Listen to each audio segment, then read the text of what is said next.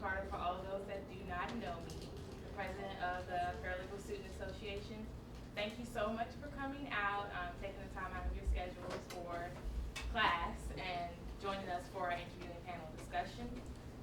We have great panelists here that will take over once I sit down. If you have any questions about the Student Association, feel free to see myself or one of our other officers is here, Samantha. We will be happy to answer any questions for you either after the event or if you want to shoot us an email also. So thanks so much for coming. Please look out for the next event. Thanks, Brittany. Hi, everyone. For those of you who don't know me, and there aren't too many who don't, but for those of you who don't, my name's Melissa Foyer, and I'm the Director of Career Services for the College of Professional Studies. And I'm so excited that you all came out. First notice is that food is mandatory. You have to eat. So at some point, get something to eat. Or on your way out, make sure you grab something. Now that the important stuff is out of the way, tonight we're going to be talking about interviewing. How many of you love going on interviews? What a surprise. How many of you have interviewed people in your job? So you've been the interviewer. Okay, so when we get to the question and answer section, it might really be great for you to kind of give your insight as well, or even when we're talking as a panel, because any insight from an interviewer, which is why we have assembled the panel that we have, is really important. Just a quick bit of background. So as the Director of Career Services, one of the things I do is obviously work with students, but another thing that I do is talk to employers. And generally speaking, the feedback I'm getting from employers is resumes are looking pretty good, although I'm sure there are exceptions to that rule generally, but cover letters, you know, they're always fun. But interviewing in general is not strong for everybody. And that's not specific to this program, that's everywhere. And so one of the things you'll see is a camera in the back so that we are going to be able to record this session and spread the love around to a lot of people so we can get great interviewers coming out of GW. But it's obviously really important to get your tools, your resume, your cover letter, your networking, all of those things are great. But once you're selected for an interview and you get in the room, that's what matters. The rest of it is just to get in the room. And then once you're in the room, all bets are off, and it's really up to you to show what you have to offer and how what you have to offer relates to the position that you're interviewing for. And that's easier for some people than it is for others. And I'm guessing since nobody raised his or her hand and said, I love going to interviews, that could possibly be a challenge for this group, and I know it's certainly been a challenge for me in the past, and that's why we're here. So, with that background in mind, we've assembled a panel of experts to talk to you and to talk with you about interviewing. And I'm going to let them introduce themselves, although this one you probably don't need an introduction from, but we're going to let Tony begin.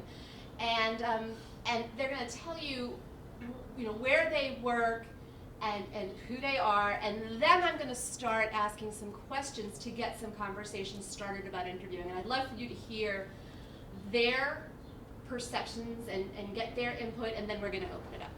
Make sense? Okay, so Tony, why don't you start us with intros? Well, thank you, Melissa. Thank you, Brittany, and the Paralegal Student Association for having this.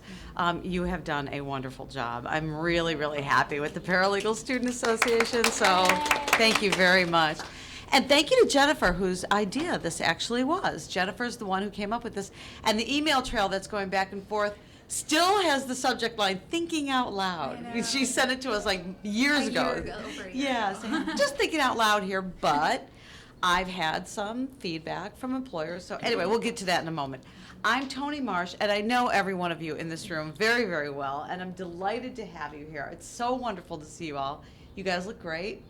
But then for those of you who are going to be watching this on video, a lot of my online students we've never met in person. So hello. I hope you are watching this, and I hope that you're getting a lot out of this. So as you know, I'm the director of the paralegal program. I'm the professor, I was your professor for American jurisprudence. For the new students coming behind you, I will no longer be the professor for American jurisprudence. Now, Professor Foyer will be taking over. So that's a really wonderful thing for me. I've just been named Associate Dean. And so because of the new job that I have, I've had to give up some of my much loved responsibilities. But Melissa, our new students will be in very good hands. So thank you for coming. Thank you, Melissa, and thank you, Tony, for inviting me. My name is Andrea Daniels, and I'm from the American Geophysical Union. I work in the Human Resource Department, so I get a chance to interview a lot of people. I'm a recruiter there. I also worked for a staffing company, NRI, for about 10 years, where I actually worked with paralegals and placed paralegals all throughout DC. So I just wanted to just let you know a little bit about my background, and I'm really excited to be here.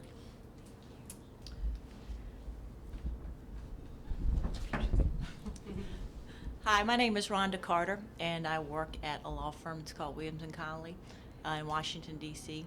I'm the director of paralegals there, and I've been there about 12 years. So I do a lot of interviewing, and a lot of interviewing paralegals, and we have a more entry-level position called document clerk. So thanks for having me here. My name is Jennifer. I'm from the Central Intelligence Agency. I'm also a GW, I graduated in 2010, so I'm pretty recent, GW alumni. And we wanted to put this together just to help the paralegal students out, maybe get some practice before some really tough interviews. At the CIA, the interviewing is really tough. It's a full day. So there are a lot of little things that I felt that I could maybe bring to you all and make you mindful of when you're going in through this process and make you a little bit more confident and collected going into it. So I'm excited to be here. Thank you.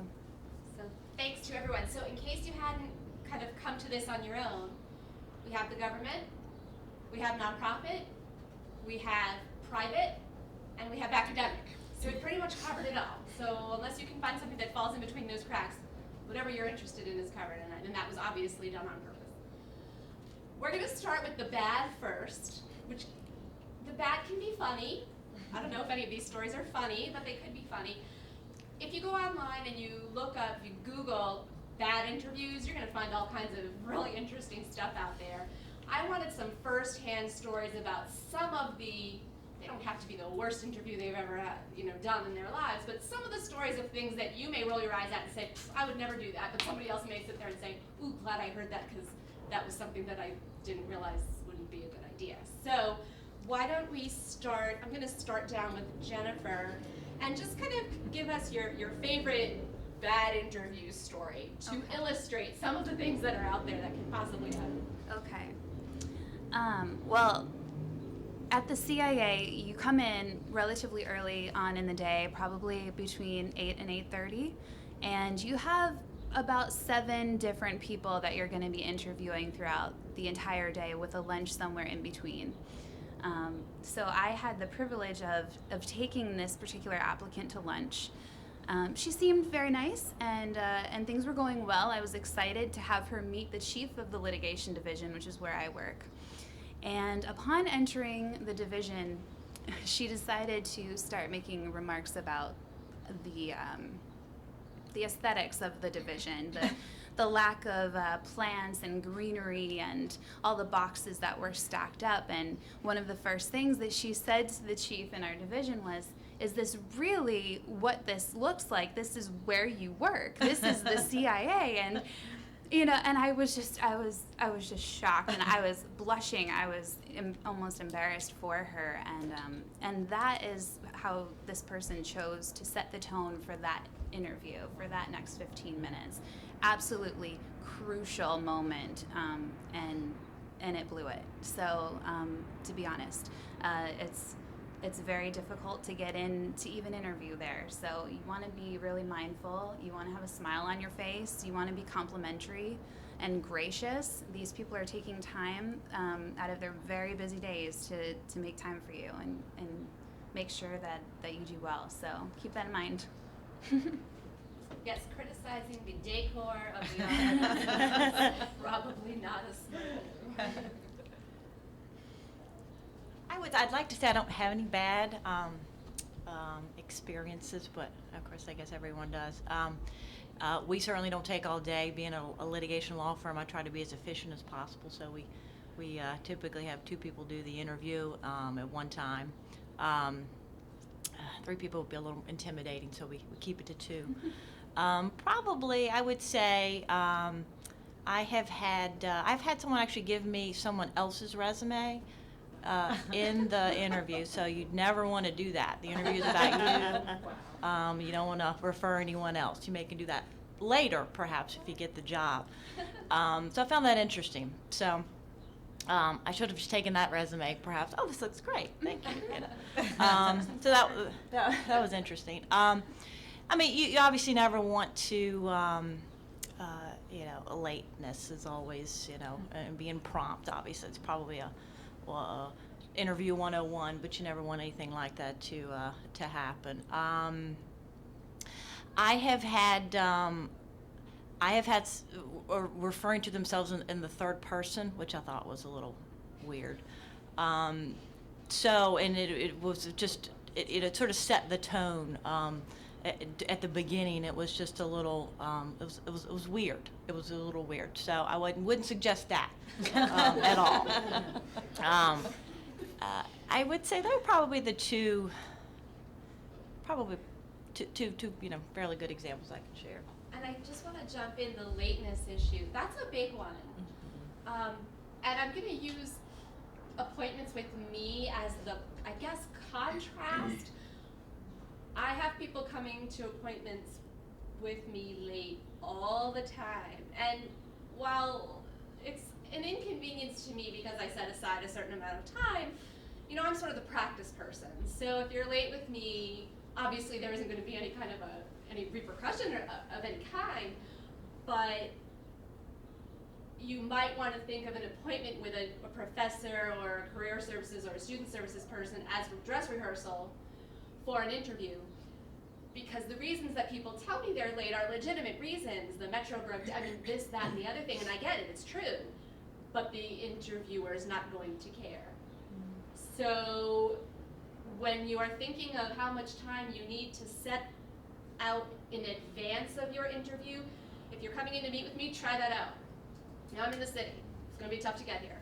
So if you can make that work, you'll be able to make any other interview work, but really think that through. I mean, a lot of times here, and actually one time when we were interviewing with an employer on campus, somebody came very late and had a good reason, but it really doesn't matter. At least a lot of the employers that I've interviewed with could have cared less what my reason was for being late. It's just an inconvenience to them. Andrea. I'm going to elaborate a little bit on that.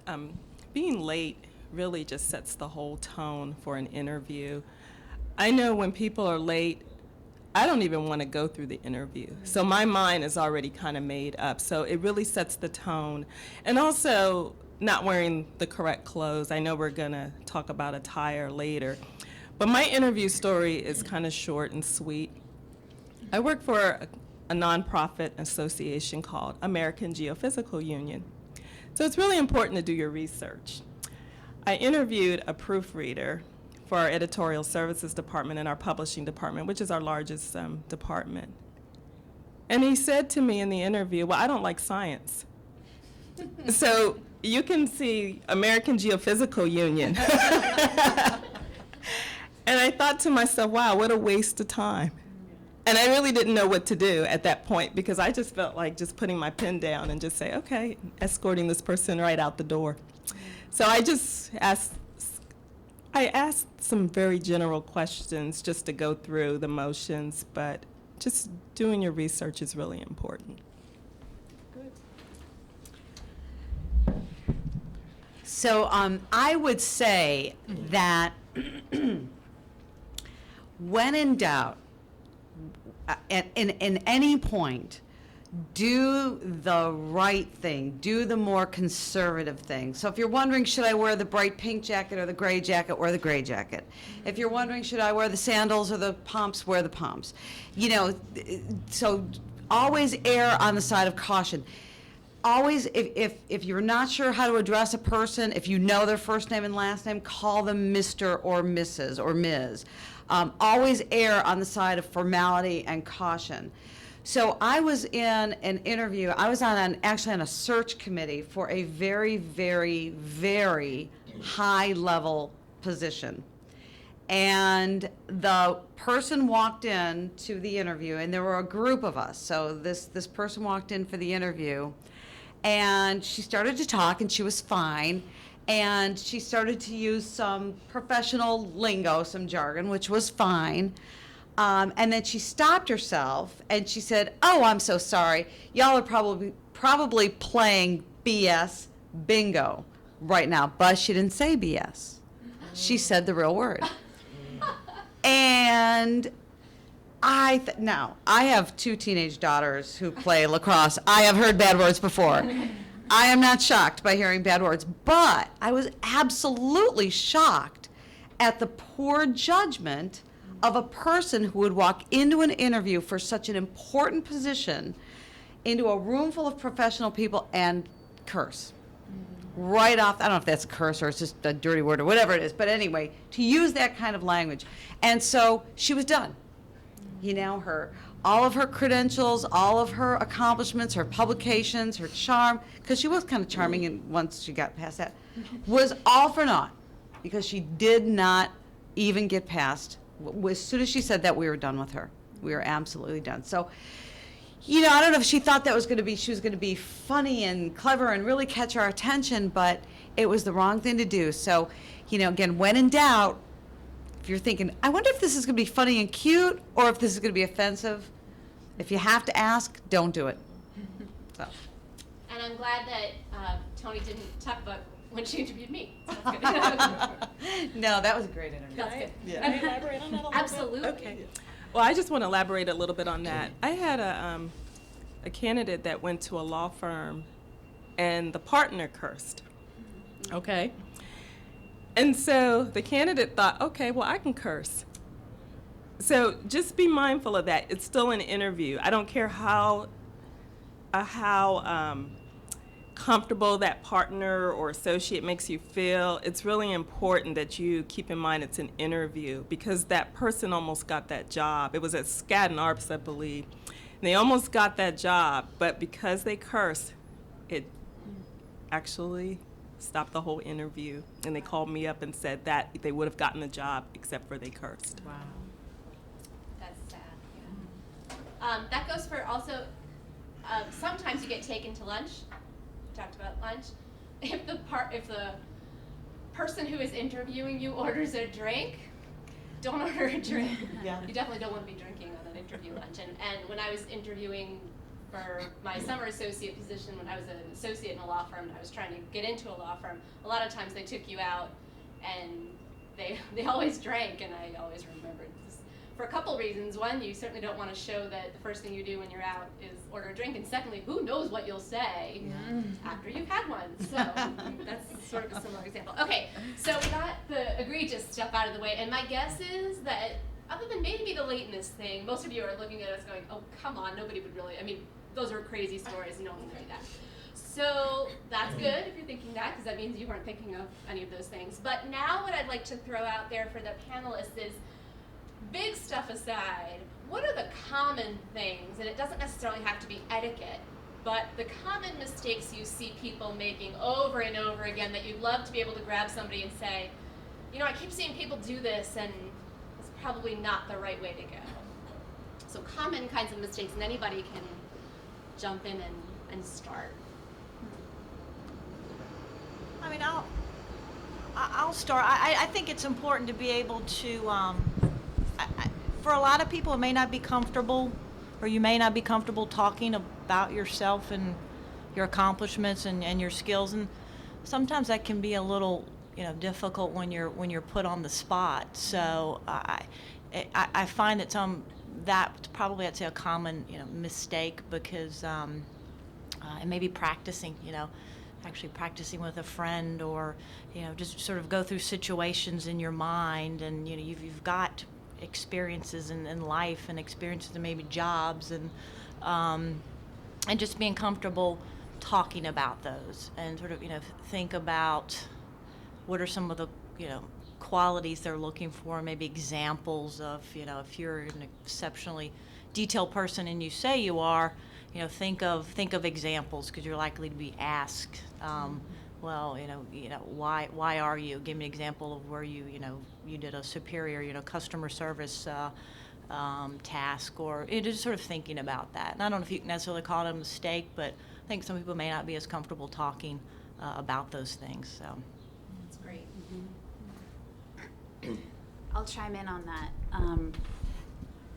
Our interviews are they're very interesting. They can be very nerve-wracking. I know for me it was exceptionally nerve-wracking.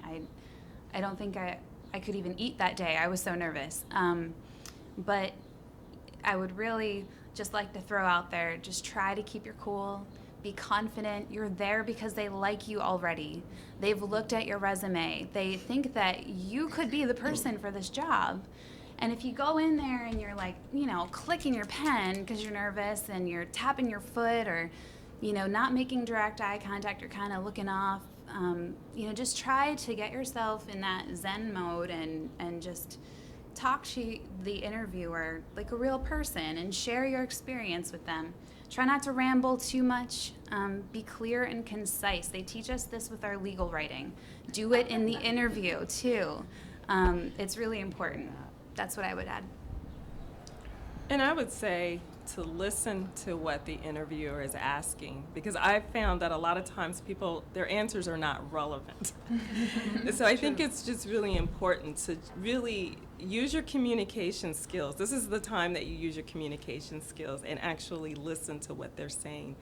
Another common mistake, having your cell phone on or your vibrator going, it's kind of embarrassing and also distracting when I hear it. So that's another common mistake. And then being negative. Sometimes people are being negative. Oh, I don't want to do anything administrative, or I don't like doing, whatever. And that might be part of the job description. Yeah. Which you should have read before you walked in. Yeah, no, I agree with all of that. And I would just say probably the one thing that I see the most, and I don't do nearly the interviewing that you all do, so my experience with interviewing is limited. But the few things that I've seen, talking too much, not answering the question, that's a big one. You ask them a direct question and then they come in and they answer something different. It's so frustrating. So that's a big one. And I like the point you brought up, Jen, and I'm sure we're going to get to that in a minute, but the more positive aspect. But remember, the reason you're there is because they like you. You could get this job. I mean, you are qualified for this job. They saw something that they liked about you, or you wouldn't be there. I mean, they're certainly not calling in people just for the heck of it. So that's a good thing to remember, but I know we'll probably get to that more a little later. Yeah, and one of the things that I wanted to just mention, which we will get to later, that Rhonda mentioned is practice. I'm going to show you, after we've had our panel discussion, how you can do that. And I will say that I have kind of put out there that I'm happy to do mock interviews, and I've done almost none, which tells me that people aren't taking advantage of the opportunity to practice, and you should. So I've taken myself out of the equation, and we have a new technology that we now subscribe to in our college where you can practice interviewing on your own time, and I can get a recording of that interview and give you feedback. And I'm going to show you very briefly. I'm not going to do one for you because that would be really embarrassing in front of a lot of people, but I'm going to show you how you get in there and explain it to you a little bit. And then I really, really hope that you'll take advantage of that opportunity and do some practice interviewing. It is a huge help. I actually, when I was interviewing for the career services position, practiced with my kids, which maybe wasn't as much of a help as it could have been, but it was still practicing, and they asked some very probing questions, so it wasn't so bad. Okay, so another question that I have for the panel is, in the materials that I give students, I talk about a couple of different types of questions, actually maybe 3 different types of questions, but I'm thinking the third one might not get used too much. One, the standard types of questions. What are your greatest strengths? the one I hate the most, what are your weaknesses, which I got asked 4 times in a row in one interview because the guy didn't like the answers I kept giving him. So at which point I decided you weren't paying me enough if I get this job to do work with you, so I'm out of here. So the opposite of not wanting to conduct the interview from the interviewer's side, I just decided I'm done from the interviewee's side. However, so the straightforward questions and then the behavioral type questions. Give me an example of a time when you did X, Y, Z. Tell me how you handled a conflict with a coworker. And then I guess the third type of question that I'm guessing you don't do too much of in this industry would be the case study question. You know, here's your fact pattern, what are you going to do in this situation, although maybe you do use that. So do you, when you're kind of constructing your interviews, do you think about a balance of those types of questions? Do you have particular questions that you always make sure you ask? Are there questions where you say, I would never ask a question like that? A question about questions for the panel. Before we answer that, I just want to say one thing before we Sure. get sidetracked, because you mentioned the interviewing and the practice interviews. Can I tell the? Absolutely. Okay. Please. So Jen mentioned that she works at the CIA. Now, you have no idea how incredibly competitive that search process was. I mean, everybody applied for that job. It's a very glamorous job. Everybody wants to work there. And there was a lot of whittling. And then Jen got the interview. So came in, and this was before you were here, that's why you don't know this, but came into the previous career services director and did a mock interview. And I was there. And the career services director, her name is Camille, asked Jen a question. I think it was, what do you know about us? Was that it? Yeah. And she didn't have the answer. Jen didn't have the answer. So she was like, oh, okay, well, Deer in the I headlights. need, yeah, and so she went home and she did a research and she prepared and got the job. So there's a really good example of that practice interviewing working. So I can't emphasize enough, do it. Okay, so I'm sorry to interrupt you, Well, but it then. sort of goes with it because that's one of the questions that I expect you may get because employers want to know you know something about them as Yeah. well. So, okay, question about questions. Yeah, I want to be really clear on that. That was my make it or break it moment. If I had not practiced that, I would have messed it up on the interview, and it would have looked horrible.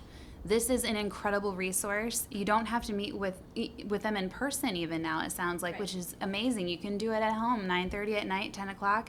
Just jump on there for 15 minutes. I watched myself. They recorded me in this interview, and I was watching myself and completely shocked at some things, and I fixed them. I mean, I was very confident that I was gonna just nail this interview. I mean, I'm a confident person, and I had experience, and I was gonna go in there with lots of gumption, and but then I saw myself, and I changed my mind, and it really taught me a lot. Please use this resource. It's incredible, and you'll be shocked at what you see in yourself. Anyway, sorry. That's great advice. I have, if I may, I have chosen to be the interviewer that takes people to lunch. And I think that this is a very interesting point because, you know, you could go in, I could be like the 9 a.m. I could go in there and be the first face that you see. I didn't want to do that. I know that for a lot of you, you may not get the whole full day interviewing. I hope you don't because it's really stressful. But if you do get to go to lunch, don't let that professional face down. You know, a lot of people come in and they find out I'm a paralegal there, so immediately they're a little bit more comfortable. And then I kind of, you know, I feel them out and I try to get to know them. I try to break down their barriers. I do it intentionally. I want to see how they're going to act in this interview because it's still a part of the interview. I have discovered fascinating things about people over lunch. You'd be surprised. Don't let that professional side down for a second. Just, you know, you can be honest, you can be friendly, but, you know, maintain that professional demeanor the whole time, even if you do a casual lunch. Now, do you ask them questions during lunch, or do you try to? Because one of the things people ask me about, and maybe this can inform the conversation as well, they'll say, well, is it going to be question, answer, or are we looking for some, you know, I'm hoping that it'll be more of a conversation. Mm-hmm. And I will actually tell students, conversations are good and they can make you more comfortable, but you have to watch out in a conversation that you keep that same demeanor. And also, I found when I had conversational interviews, I had a harder time getting out the information about me, because we were just chatting. And then by the end of the interview, I realized, well, that's great. And this guy and I had a nice rapport, except that he knows nothing about my ability to do this job. So how do you, Andrea, why don't we ask you, how do you balance like formal questions and discussion? How do you like the interview to go? I'll generally ask behavioral-based questions. I don't usually take people out to lunch, but what I will do sometimes is I'll contact them at home. So just always be conscientious that even though someone might give you a call at home, think of it as an interview, because this is your time to make or break whether you're going to get an interview or not. Talk about yourself. You need to sell yourself. You are the only person that can sell yourself. I think, like Jen said, if you have your resume and your resume has gotten you through the door, you're already through the door. Now you've got to really like pick up and step up and sell yourself. But I generally like to ask behavioral-based questions, because behavioral-based questions will allow me to find out how they're going to deal, or how they have dealt with a situation. I think if you ask a regular question, you can say anything. You can say what the interviewer wants to hear. But if you're talking about something that you've done at your past or your previous job, or you can actually talk about a situation and how you handled it. And I think that gives you an opportunity to kind of sell yourself, but also the interviewer is listening to how you would deal with the situation, so they can tell whether you actually are fit for that position. They can also tell if you have the skills and the background that they're looking for. The core competencies is what we sometimes say. How about you, Rhonda? I mean, I tend to hire a lot of, or for a large majority, my questions sort of vary on whether I'm hiring someone in a more senior position. Then sort of the skills and core competencies will come out, quite a bit more. I think behavioral questions, open-ended type questions are really important. In sort of how you would handle situations, maybe hypothetical type situations, or how you've done it in the past, a law firm, we work in groups of people a lot of the times. You're probably going to get types of questions like that, like how do you work in groups, and what's your typical role? Maybe important goals that you've set in the past.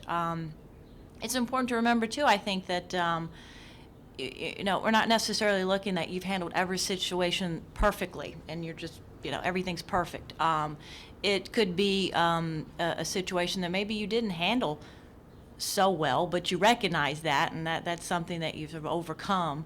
It's made you the person that you are, and so stories like that aren't bad. You certainly don't want to give lots and lots of examples of where you didn't handle things too well, but it's okay. Because we're looking for a fit for us, and I want to see that you're looking for a fit for you as well too. So. You want to show a little bit of personality. I know it's tough to give you all these specific rules you have to follow and say, hey, give us your personality too. But, we like to see that. And I think that comes out a lot more with the behavioral type questions. And that's sort of what I went back to earlier on. Think about examples or things about things that you've done, whether or not, even if you don't have a lot of work experience, you've had classes, you've had to work in groups, or different jobs. Sort of think about experiences that you've had and talk about those a little bit more. And conversational. It's not sitting back and sort of chit-chatting like conversations. And I interview with a professional at the firm. I don't claim to be a professional interviewer whatsoever. I interview with someone in the HR department who is I consider the professional staff recruiter. So, and your questions change throughout the interview as well too, based on a lot of sort of what they sort of lead to other things. So it's not like we go in with a list of specifics. I mean, there are some specifics that I do based on the types of things we're looking for. So I don't know if that helps. It does. And as far as what are your greatest strengths, what are your greatest weakness, that one's a little different. But, you know, why are you interested in this job? Why are you a good fit? You may get the questions in that format because while I've assembled a panel of experts or people who are working with experts, not all interviewers out there are experts. So, you know, if you're interviewing with a 1 or 2 person law firm and the lawyer is the one sitting down and interviewing you, chances are that lawyer hasn't done a lot of research into great interviewing techniques. That lawyer's probably just going to start firing questions at you like that. That doesn't mean that you can't give the kinds of answers that our panelists are talking about, though. What are your greatest strengths? Well, an example of a time when I was able to handle a situation that I think could come up in this position is. So it's up to you. If you're not given the opportunity to give those examples directly, and hopefully you are, hopefully you have great interviewers like these interviewers, but if you don't, you have to seize that opportunity and do the exact same kind of answer. I do think that would be answering the question. I don't think that's an irrelevant answer to the question. It's just taking that question and making it, in your mind, asking, a behavioral one. Tell me about a time when you did something that would be a great strength for this job. So you're kind of reframing it in your head and giving the examples. They may not have realized you'd be giving them that kind of information, but I guarantee you they're going to like it. And I think also that one of the things that you want to think about, and I definitely want to hear what your thoughts are about this, is not all interviewers are able all the time to be giving you their full, undivided, and complete attention, although they probably have set the time aside, and I'm sure that these folks do, but generally out there's a lot going on in a lawyer's life or in a paralegal's life. And so to the extent that you're able to give tangible examples that are interesting to listen to, they're not going to be thinking about, well, am I going to have traffic on the way home, and what's for dinner tonight, and which is human. You just don't want that to happen to you. So if you start to ramble on about, and the one that I think that people, I don't know if you ask this question, but I do in the mock interviews, I always start with tell me about yourself, because it's a disaster for most people. And so it's sort of like your 30-second pitch, but it's in an interview context. And when I get the tell me about yourself stories, I'm paid to listen to you, not you personally, and I wander off and think about something else because those stories can go on a really long time and be really boring. So I would imagine that all of you appreciate clear and concise and interesting information, and I think examples must be probably the most interesting way to deliver that information. I think so. Okay, we're going to turn over to question and answers soon, but I wanted to talk about, because this came up today actually, somebody who I spoke with had problems with this section. I imagine when you're interviewing, you do tend to flip back to the interviewee and ask the interviewee if he or she has any questions. And the person who I spoke with today had none, and basically said no. And that was possibly the end of the story. Don't know. Could have been, could have not been. It's hard to know exactly what works and what doesn't, but this person didn't feel good about not having had questions. What are some of the kinds of questions, just kind of categorically, don't have to be specific questions, what are kind of the kinds of things you're looking for? Either questions or what's the motivation behind asking that question that people should know about? Because that seems to trip people up a lot. Sure, go ahead. Well, I think that asking questions allows the interviewer to know if you're actually interested in the job or the position. I think if you go in and you, if I ask, do you have any questions, and the person says no, not really, then I might perceive that they're not interested. And I know that this happened a long time ago. It was a candidate that didn't ask any questions. And we sent him to a law firm, and we sent 2 different candidates to the same law firm. And one candidate came back and had a totally different experience, and the other one didn't have a good experience. And it sounded like a different job. So we contacted the law firm to find out if it was the same job, and they said it was the same job, but the person didn't have any questions. So I think it's really important that you prepare yourself before you go on the interview. Think of some questions that you would want to ask, you know. So even if you write them down and you pull them out, I think it's always better to be over-prepared than not to be prepared at all. I mean, no one's ever not gotten a job because they weren't prepared. I'll piggyback on that a little bit. I think some people may be, if you've got questions written down, some people may be a little intimidated to maybe look at it, to think they, maybe that's some sort of negative reaction. But, it's okay. I find it perfectly acceptable if, do you mind if I look at my notes, because I've written down some important questions, because, we get it, nerves are there. I do think it's important to have questions.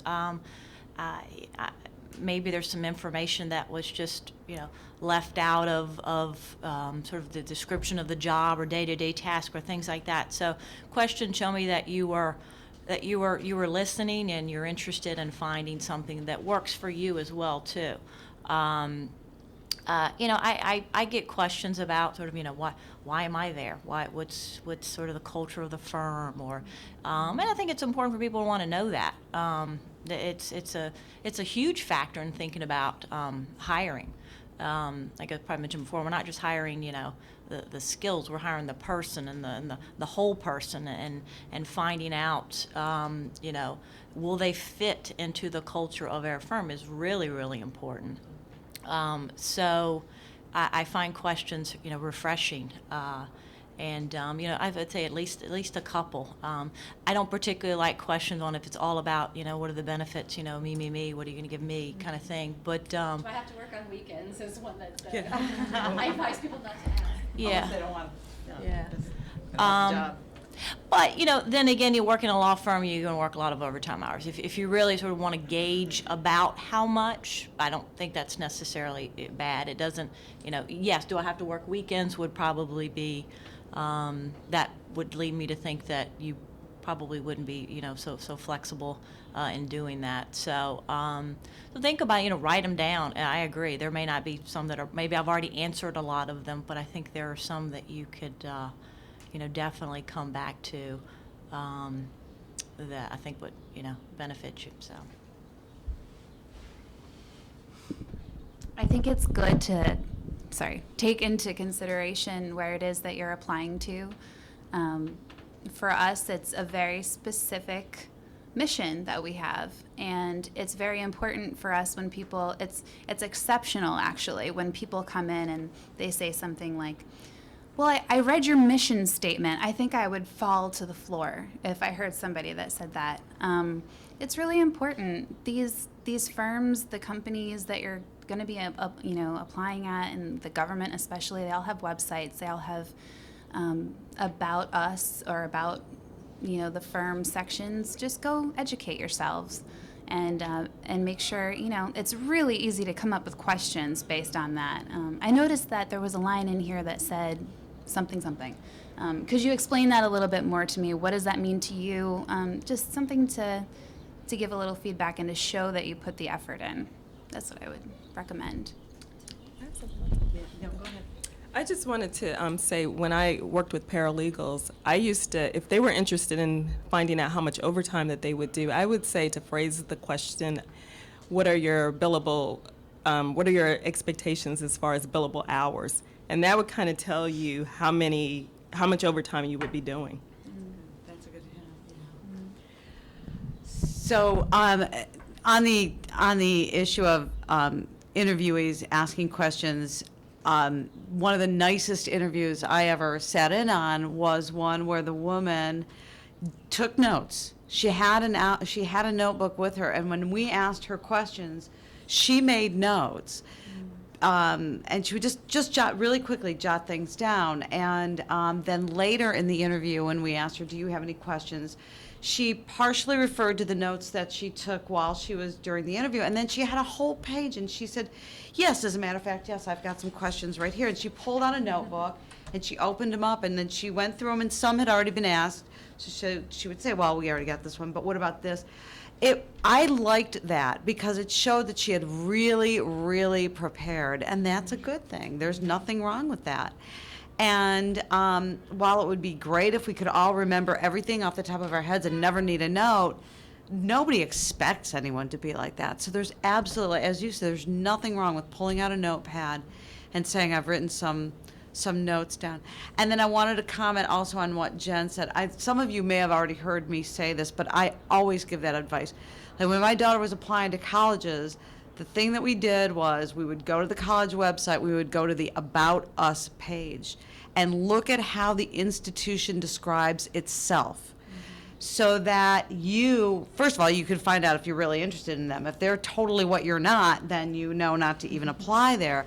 But if you do decide you want to apply, so for example, when she went to the Clemson website, it was all about tradition, tradition, tradition. At Clemson, we've got a tradition of this, and our traditions are that. So in her essay, she said, I'd like to, be part of the tradition at Clemson.